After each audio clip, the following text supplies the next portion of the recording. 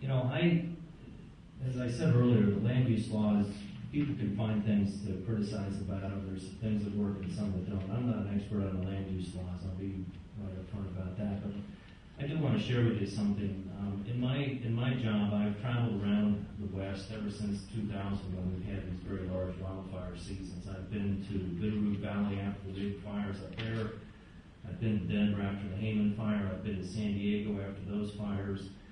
And I can tell you that one thing that I see that is helpful about our land use system from that perspective of forest management and wildland fire danger is that if you go to, for example, the Front Range in Colorado outside of Boulder and Denver and see the development up in those foothills, and then you compare that to what we have in Oregon, we have a much more manageable situation. And from a very parochial perspective, if you will, I look at it from that one and I go, that's a real benefit.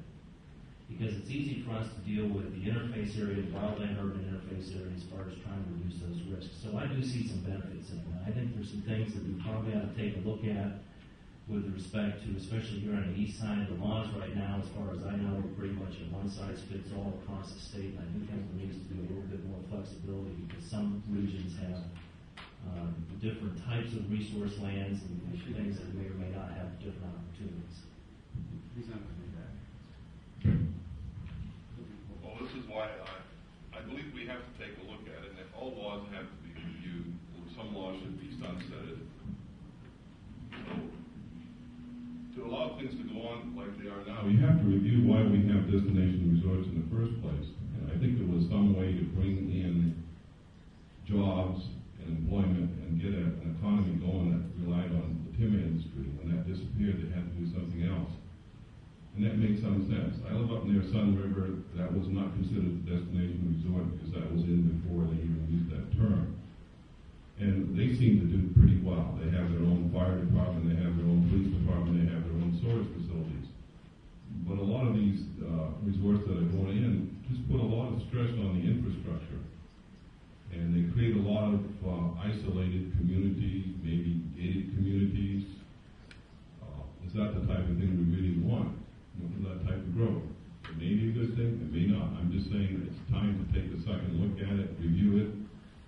I believe there's going to be some meetings tomorrow in Pineville having to do with destination resorts. You can make that, show up at that. And that's my point of view on the reform of land use regulations. Thank you, Mike. I think the question was, do I support the current land use laws as they exist today? It's the law, so I'll have to support it. I'm proud of parts of the Oregon land use laws. I love the fact that everyone owns the coastline, the beaches, and there's some great things about Oregon's land use laws. However, I think I would agree with Representative Burley that we see things in policy being made because the majority of the legislators are along the I-5 corridor, and it just doesn't work for Eastern Oregon and sometimes Central Oregon. And so I do support property rights, but I think that land use we can't have this land use policy designed for I-5 corridor and implement that across the statewide. I want to protect our beautiful natural resources and our quality of life, but also we have to consider property rights, and we have to look at the one size doesn't fit all. Thank you.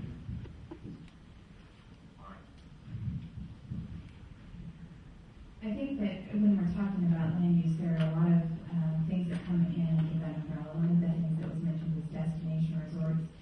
In Central Oregon, I know that that's a really big issue for voters. I'm hearing that a lot from people when I'm talking to them about land use in Central Oregon.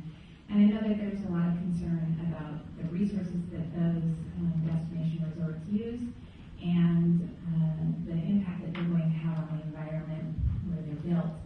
I know that my opponent has received significant contributions from several companies that want to build destination resorts in this community. And from what I have heard talking to voters in this community don't seem to support increasing the number of destination destination resorts that we've got. So I think that that's something that definitely needs to be addressed. There are some pretty loose guidelines in terms of statewide law about what kind of development can be done. And I think we need to take a really good look at what's going to be best for the individual communities. We can do that in the state legislature. Senator Westland attempted to do that in the last legislative session, and I would pursue looking at that as well. I'm going to see if I'm possessed again. Maybe it's just your stomach. You're hungry. I don't know. There we go. All right. I do support our Oregon's land use laws. I support them wholeheartedly.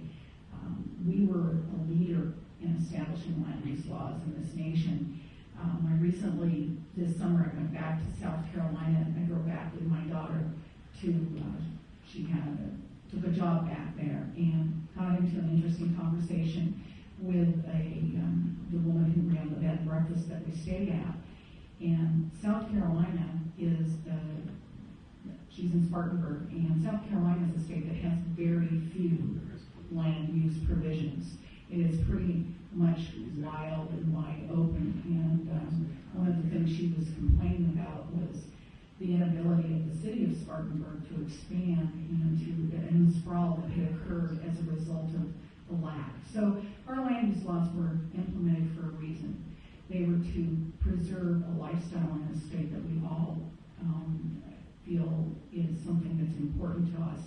That being said, I think ballot measure 49 was a response to the legislature not stepping up to the plate and listening to the voters of this state. When you have a law, you never should look at it as entrenched and written in stone. You always need to be willing to look at it, give it a second look, and tweak it and make necessary adjustments.